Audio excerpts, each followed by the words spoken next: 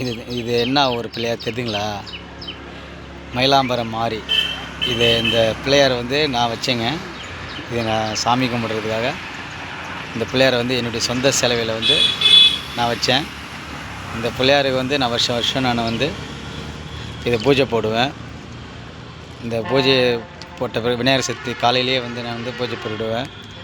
அதுக்கப்புறம் வந்து ஊர் பொதுமக்கள் எல்லாம் வந்து இந்த சாமியை கும்பிடுவாங்க.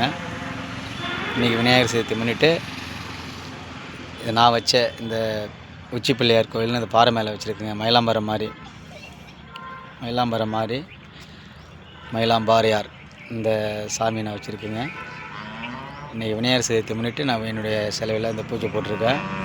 இந்த கோயில் நிறுவனர் நான் தான்.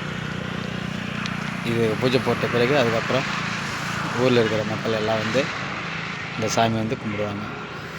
இன்றைக்கி காலையில் 6 மணிக்கெல்லாம் நான் இந்த பூஜை போட்டுட்டேன். பூஜை போட்ட பிறகு இந்த வீடியோவை நான் உங்களுக்கு கொடுக்குறேன். இதை லைக் பண்ணேன்னாக்கா இதை லைக் பண்ணுங்கள், இது ஷேர் பண்ணுங்கள்.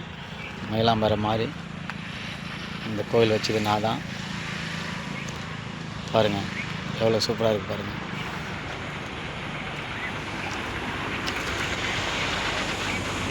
பாருங்கள்.